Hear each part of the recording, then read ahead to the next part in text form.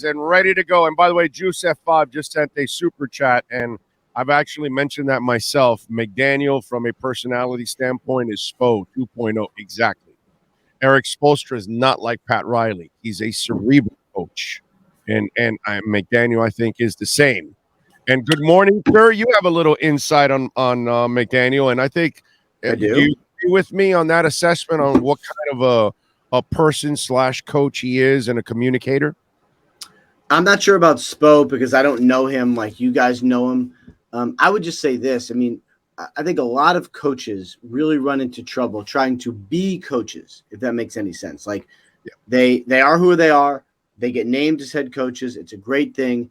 And then they spend the next 2 years trying to act like a coach, right? Trying to perform like a coach, trying to be up there. And, sometimes you got to send a message to the team and, all of those things that are sort of like coach-ish, but that players can really see through. And we haven't seen any of that from Mike McDaniel. Instead, what it's really been is just him kind of being himself, like regular. I mean, the same way he was when he was a receivers coach or whether he was the, run game coordinator or whatever. He's just literally who he is, which the best way to fail as a coach is to try to be something you're not.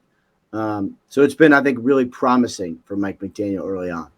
I'll give you a little insight. When they hired Flo, they asked him specifically, "You're not going to be Belichick," and he said, "No, I'm my own man." And he tried to be Belichick, and that's why it kind of didn't work out too. So it's one of those things. It's better to be yourself, and it's really paid off. By the way, didn't you love it when Justin Fields was on his sideline? He said, "Hey, come on, stop it already. Let's go." That was awesome. Yeah, I enjoyed that. It's funny though because he likes the run game and he appreciates mobile quarterbacks, although Tua is not particularly mobile. You know that he likes Fields' game. And I mean, I would say this, you're as someone who has supported Tua, even when people were kind of like, is this guy really a franchise guy? And for quarterbacks, we as a society really benefit when everyone takes a deep breath and says, you know what? It's year one and we don't know anything. It's year two and we don't know everything. Let's see what happens in year three. And I think Justin Fields, for those who decided not to destroy him in the first year and a half, are really going to benefit from that because he has been pretty good. It just took a little while for the coaches to figure out what he was. And really having patience with determining quarterbacks is really beneficial to everyone. I hate when we destroy guys that we see that that they have that it quality, that skill set. Just give them some time sometimes. Yeah. You watch them at Ohio State. You watch them take those kidney shots against Clemson and then throw a touchdown on a dime right after on one of those shots. So his makeup, and this is why I was so strong on Tua, because he had structure in Alabama and he excelled. And here he just never had the structure for 2 years. He didn't have people that believed in him, and he didn't have the offensive people around him to help him. In comes McDaniel, gives him the keys to the kingdom. Says, "This is your team, young man, and now let's run our offense." And boom, everything works out. You know what I mean?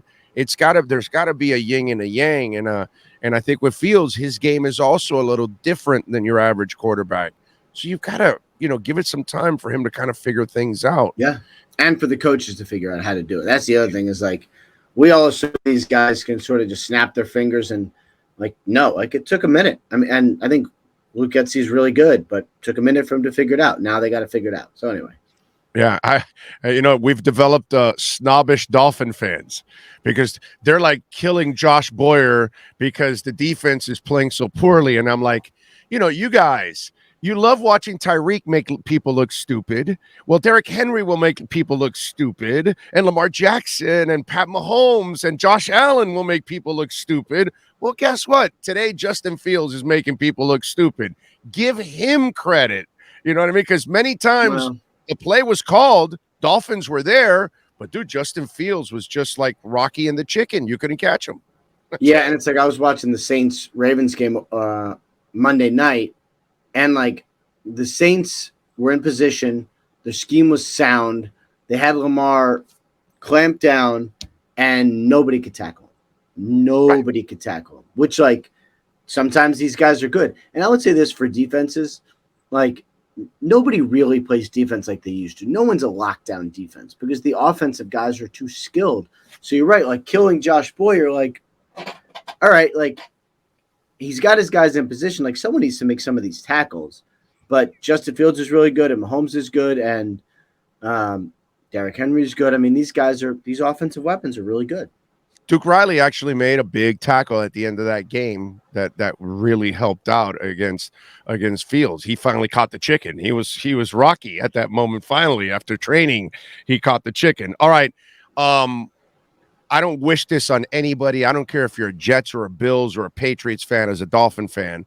Injuries are terrible for the entire league, for the game, Yes. period. But dude, this Josh Allen stuff, the fact that they're this quiet, that's kind of ugly, bro, because usually when there's no injury or whatever, they get it out there right away. Hey, everything will be all right. Needs this second opinion, all this kind of stuff. This is looking pretty hairy. Tell me what you know. Well, I would say this. It's not nothing. It's definitely not nothing. It is a thing. And it's something that – so here's what I know. My understanding is that it is a UCL sprain, a sprained elbow, so ligament sprain, which is a tiny tear. It is not considered to be something catastrophic or major. It is considered something that Josh Allen is going to have to work through and figure out and see if he can play this week. I do not know for sure that he's going to play this week. I think functionality is going to be the main thing. How well can he just function? How well can he grip a football? How well can he do the things he needs to do as a quarterback? If he can't, then he won't play. I don't get the sense it's going to be an extended absence, but that is my understanding of where it stands, that you need to see him day to day, how he responds to treatment, how his elbow is, but it is something that at the very least he's got a chance to play on Sunday. All right. Frank Reich. I don't know anything about this, but from afar, when I see the GM stay, I kind of do this math that I say, Frank must have had a hand in the last couple quarterbacks. And they said, well, dude, you called your quarterbacks. We got you your quarterbacks. You failed. You're out of here. I almost feel like that because he's a good coach, man. He knows his stuff. And I just kind of get the feeling that he might have screwed himself over in Indy. What happened there? I mean, it's the GM job to acquire the quarterbacks. Like, I know the coach can voice his opinion, but it's literally the general manager's job. So, Chris Ballard seems safe. And obviously Frank Reich fired. Ballard was the one doing the trade. So it is what it is. It's today in the NFL. And I think, there's really only two reasons. You don't feel that? You don't feel that it's like, look, McDaniel's here. Why is Jeff Wilson here? Why is Mostert here? Why is Sherfield here? Why is definitely get it? Definitely get it. But it's got to be.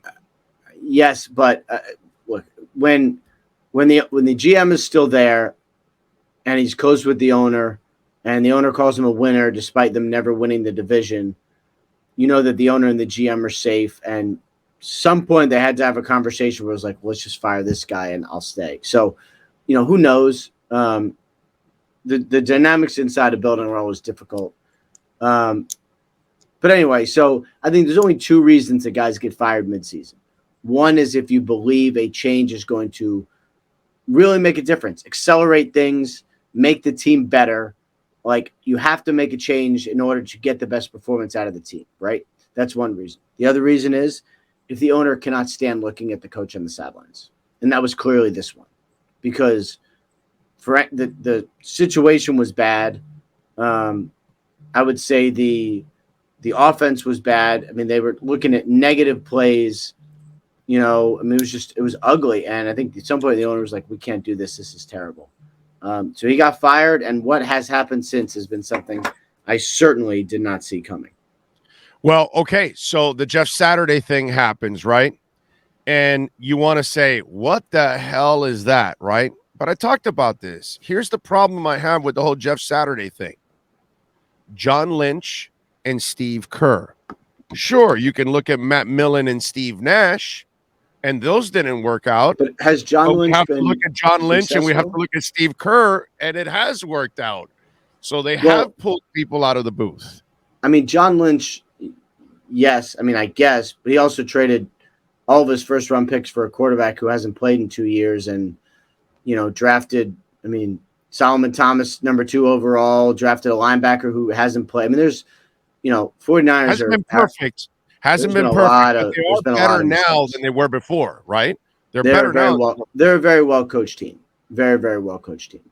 But anyway, um, I have a lot of respect for the coaching profession.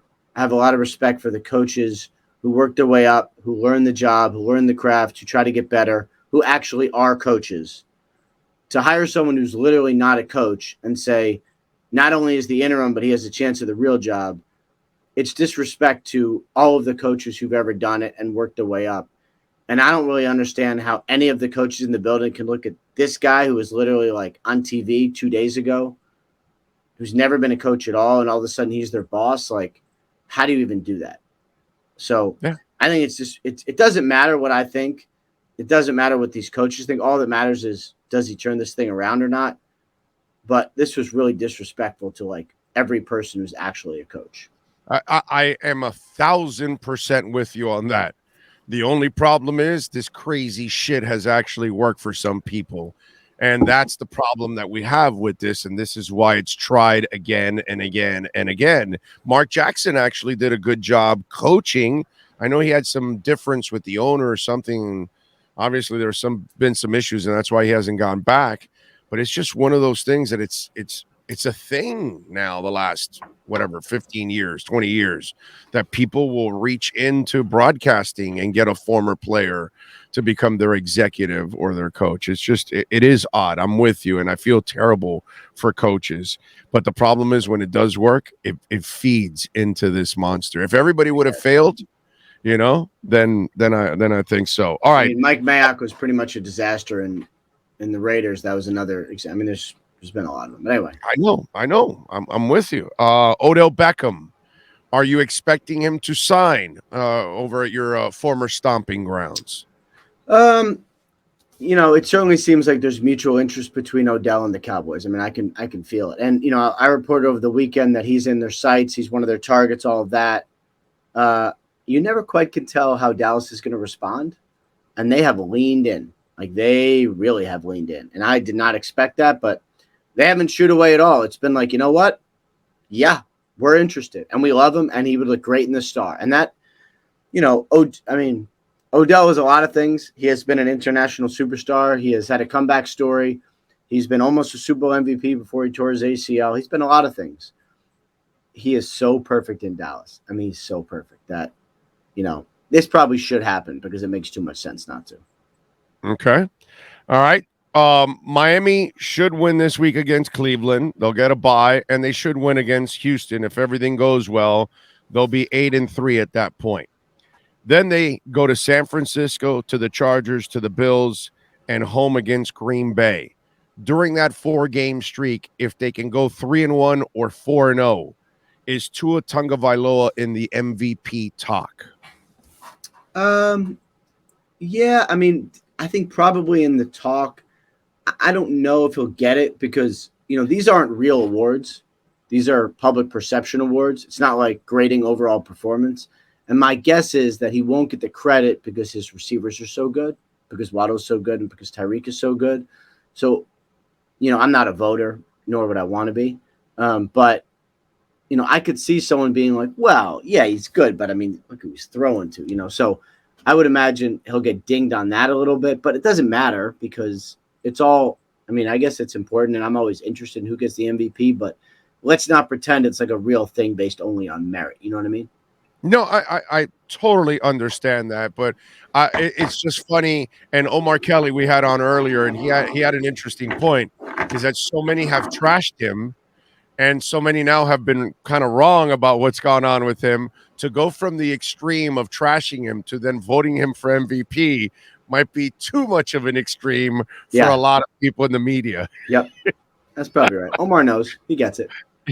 Yeah. He gets All it. right. So what do you got planned this week on NFL Network, my friend?